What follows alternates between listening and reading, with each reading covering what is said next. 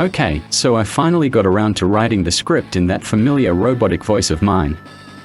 It took a bit of time, partly out of laziness and partly due to external reasons. Let me start with why I dropped the ball on my card game Supremacy ECG. Going back to the time when I was organizing a tournament, I felt a certain discomfort, partly because I had to generate interest in my game among other people, and partly because I wasn't fully enjoying my own game. I convinced myself that if I wanted people to play my game, they had to know about it. So, it was my obligation to promote it, and I shouldn't expect others who had already played it to do so because they had already spent their valuable time getting to know my game. I just felt it would be too much to ask others to promote my game forcefully, hence my social blockage. It might sound chaotic, but despite these setbacks, I tried to inform people about my game on platforms like Reddit or Discord. Now, let's move on to the second part of this discouragement, this burnout. I didn't completely believe in my card game. Well, that's a wrong choice of words. I did believe in my game. But I didn't feel the complete joy of playing it. I needed to distance myself from people to find a reason for this dissatisfaction with my own game. And I found it. Although I enjoy card games where I play against another person, I'm referring here to online gaming. Theoretically playing alone, because in games like Hearthstone, the interaction with another human is at a minimal level. Of course, there are other TCGs that exist only digitally, but Hearthstone is the most popular, hence this example. Yes, I know someone will say, but there's a platform like Untap.in that allows you to create any card game you want. The problem is that my vision of a card game was slightly different. I wanted my game to be digital and ultimately paper-based. The fact that it was briefly on Game Crafter was a kind of personal challenge, something new that I wanted to test myself in. Coming back to card game simulators, the problem with them was that they didn't offer what computerized card games did. I'm talking about automatic effects, card actions, etc. I wanted it to be like if my unit attacks the opponent, there is an automatic reaction. We won't experience such things in tabletop simulators. So, the conclusion was that my game had to be computerized based on a real game, not just a set of files to add to a simulator. I needed to figure out how to solve this from an economic standpoint. There was a stage when I tried to learn programming on the Godot engine. I dedicated about 100 hours to it. Unfortunately, with dismal results. Someone might say it's not much. Okay, I understand that. The problem was that while following Godot tutorials on how to create an RPG game or anything else, I didn't fully understand what I was doing.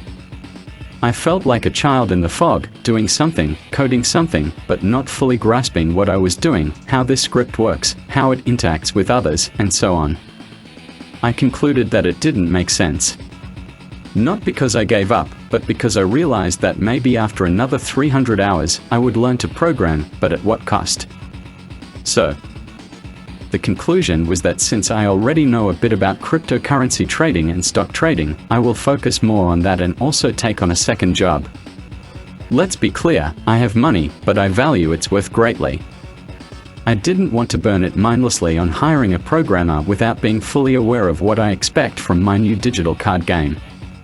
So, in the summer of 2023, I decided to focus on making money, and in the meantime, when my creativity returns, I will calmly think about how to solve the problem with my card game. First, I had to rethink how my new playing field should look, because in Supremacy ECG, it seemed chaotic to me. Remember, a playing field somewhat resembling Magic, the Gathering, a mana field reminiscent of Duel Masters, and then a third field for my imaginative oddities, such as the HQ card, Life Point card, space for HQ artillery, wormhole spaces, and space for decks, extra decks. And the conclusion from this calm analysis after a 2-month break from my game that I took for myself was that I needed to eliminate certain things and do certain things in a different, simpler, more practical, and beginner-friendly way. I know that one of the pieces of advice for game creators, especially card game creators, is not to complicate things, to differentiate being a player from being a creator. When we are players, we seek challenges. However, as a game creator, I shouldn't treat it as a challenge to create something complicated to play. I also took to heart the words of one of you. I apologize for not remembering the nickname if you are listening. I'm talking about the statement that you are stepping back from my game and will return to it when there are new elements, something new to discover. I took this to heart strongly so that my new computerized card game wouldn't be a direct copy of the old game or have similar resemblances but would also include some innovations. My goodness, you have no idea how many times I changed the playing field layout. First, I wanted to transfer the resource system one-to-one to the computer version. It turned out to be a horrible Frankenstein's monster. There were 4 places for resource cards, each accumulating to avoid taking up space. Additionally, the environment cards had a similar usage in terms of accumulation, and now they were in the mana zone. I wanted to cram it somehow, but I felt it wasn't right. It looked awful and unplayable. Then came the idea that it would be best to transform it into something heavily inspired by Yu-Gi-Oh! It would be a good solution because units would be in the front line, while I could place equipment cards in the back, making it clear. The resource system itself would be changed to something similar to Hearthstone. It was still a monster, a mishmash of elements that didn't work together because how would you solve the faction problem when someone could play every faction at once? Not to mention, I also wanted to incorporate the mechanics of garrison cards from the second set of cards. I discarded that idea in favor of something closer to Duel Masters. For a moment, it seemed like a coherent solution. Players would be limited to 3 resources. As you can see in the picture, there is a geometric shape on the bottom left. This would also solve the issue with resource cards as they would land in this resource pool, and players would have a visible counter showing how much of each resource they have. I also discarded this idea. All along, I had in mind that my game should be simple. I don't remember the circumstances exactly, but I found a script by IndieMark on the Unity engine that sold a script that matched my expectations to some extent. There was a system where units had attack points and life points separated. Also, keep in mind that while I was contemplating a better board layout, I was still simultaneously working on how to resolve the statistics of my cards. There were some slight complications, but not to the extent I faced when creating the board for my game. So now, I'll start with what won't be in the new game, which was in the previous one, or what I declared would be in future sets. You know, it's better to start with bad news and keep you in suspense. So here we go. There won't be a resource system divided into factions. From now on, there's only one resource in the game. There are no Rykurian Silcoids and Dralanids resources, there's only one. Secondly, the second deck, called the support deck, is gone. Players have only one deck of cards. Thirdly, the mana zone, or, as I called it, the resource zone, is eliminated. Now, resources are just a simple counter. Fourthly, I'm removing card types like economy, environment, and weapon, as well as any card variations named hero, ultimate, or special. I'm also removing card mechanics such as Space Zone, Double Siege, Triple Siege, Power, and Overcharge. I'm also removing the Wormhole Zone. As for promises, I mentioned there would be 2 faction and 3 faction cards in the future. That idea fell through. I think I haven't missed anything. So, since I've already given you a heart attack, the cherry on this peculiar cake of despair is that the game loses the name Supremacy ECG and gains Xeno Strike TCG. Did I go crazy? No, I'm completely serious. Some things I mentioned earlier were stretched to leave you in suspense. My decision to change the name was dictated by the fact that this game is at most halfway similar to Supremacy, so I decided it didn't make sense to stick to that name. I concluded that Xeno Strike is the best fitting name for my game. It's original. Even if you Google Supremacy card game, you won't find it. Instead, you'll find some warboard games or computer games. So, with the new name, it will be easier for me to position myself. It will be more recognizable. Alright. Let me quickly explain what will be in this new card game. I mentioned Double Siege, Triple Siege, etc. From now on, unit cards will have 2 values instead of 1. Power counted in 50, 100, 1000, etc., just like before, and a second siege statistic, counted in 1, 2, 3, and so on. So, attacking using siege is already inherent in the units themselves instead of creating it using keywords. I mentioned removing the space zone keyword. Considering the simplicity of my card game, I realized that it was one of the most common keywords. So, to avoid unnecessary text, because my game, unlike MTG, uses flying mechanics to a greater extent where half of the units are flyers, I decided that units are divided into ground units and space units. I still need to mention the Guardian mechanic, which is equally important. I thought a lot about it, and it will be the best solution, as I'll discuss soon.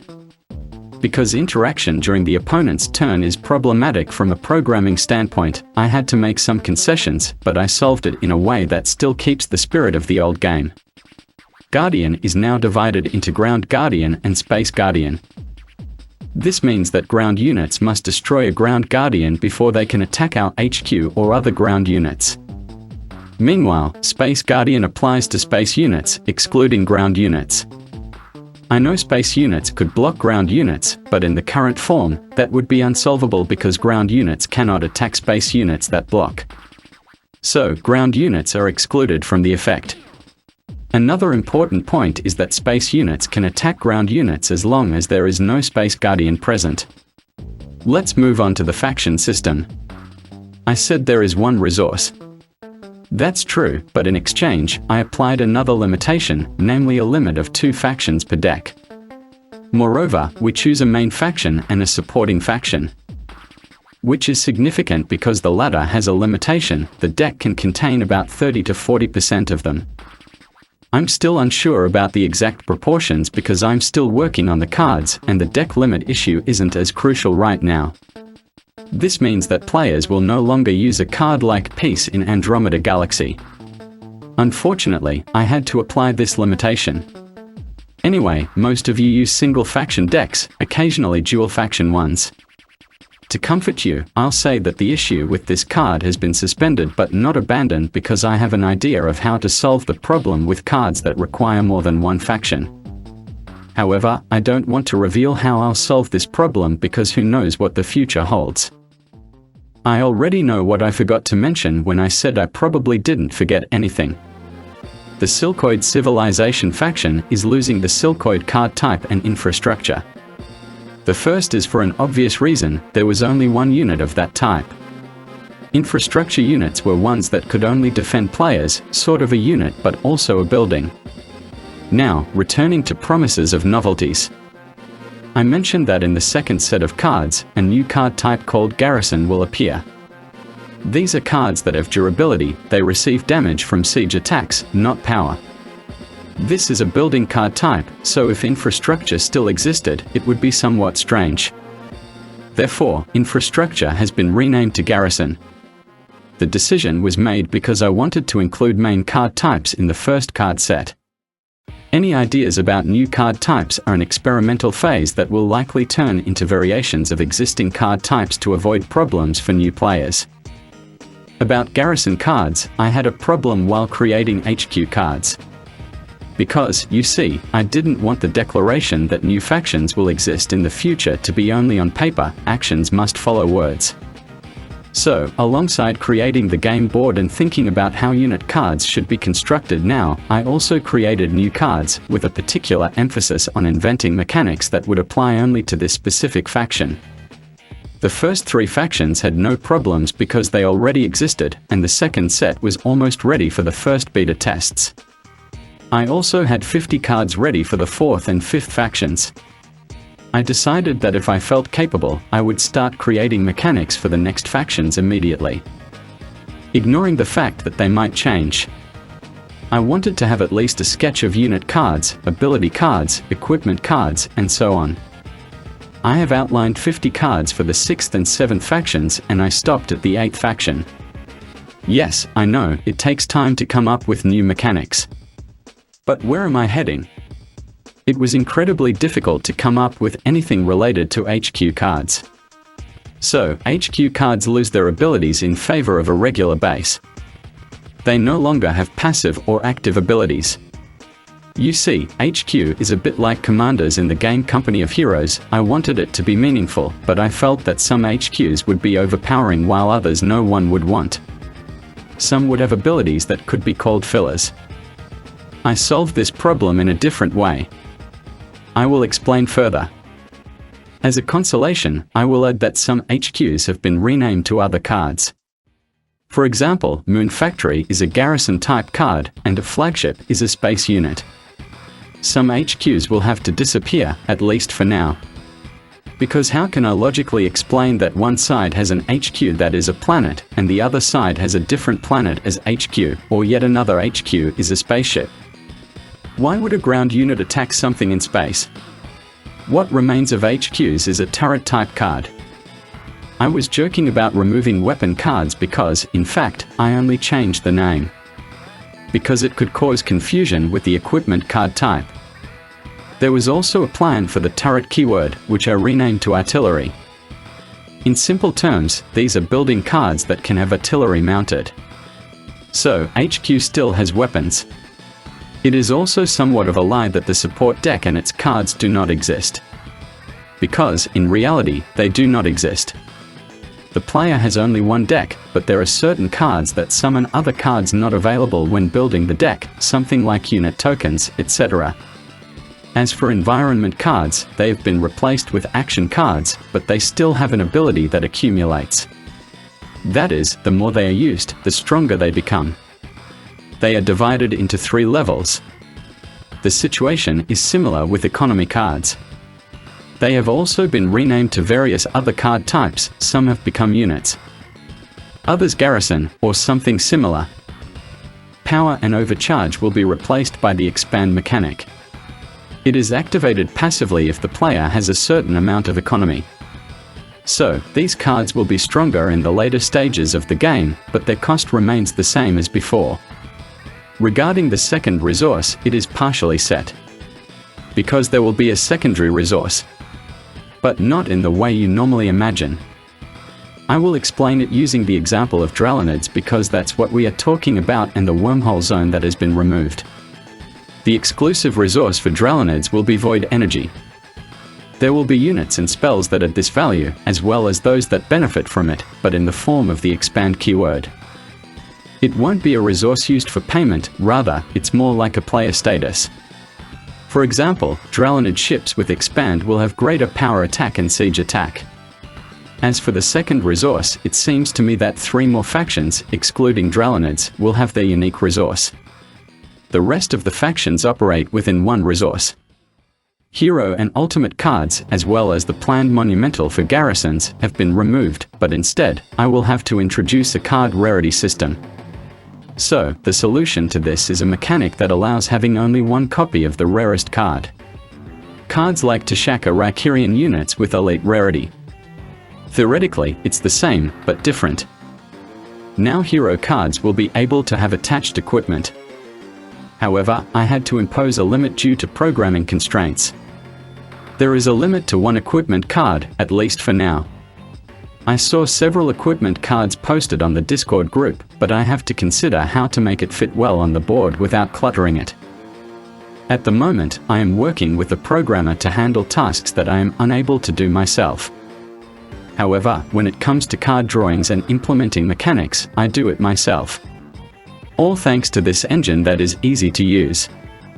I must also mention that the card drawings will be different, made with the help of artificial intelligence but kept in a pixelated style. I decided on this approach because the cards look more original, and I managed to create drawings for 252 cards in a month, whereas in the old system, it would have taken me 3 to 4 months. Not to overextend myself. There will be as many as 240 cards in the first set. Precisely, there are 240 cards available because 12 cards are tokens or similar. 60 cards for Rakirians. 60 cards for Silcoids. 60 cards for Dralonids. And yes, 60 cards for the 4th faction. I'm talking about the Odal Coalition. Since there will be garrison cards that were supposed to be in the second set, I decided to pleasantly surprise you by introducing a new faction specializing in this card type. So, in addition to the new faction, each of the previous factions will receive an additional 10 cards. These are not cards created specifically for the new digital game. Most of them are cards that were supposed to appear in the second set. I think that's all I wanted to convey. The game is in the phase of adding mechanics that I cannot implement through programming. The combat system for units and damage dealt by action cards is being fixed. Unfortunately, the game is not ready yet for testing. Only when I fill it with all the cards, then we can think about alpha testing. There is also artificial intelligence as an opponent, but it only performs simple actions. The combat is at a super easy level, created more for testing if a given card works. That's about it. Thank you to everyone who has written to me. It means a lot to me. Although you can't see it from me, it works as motivation for me. Best regards.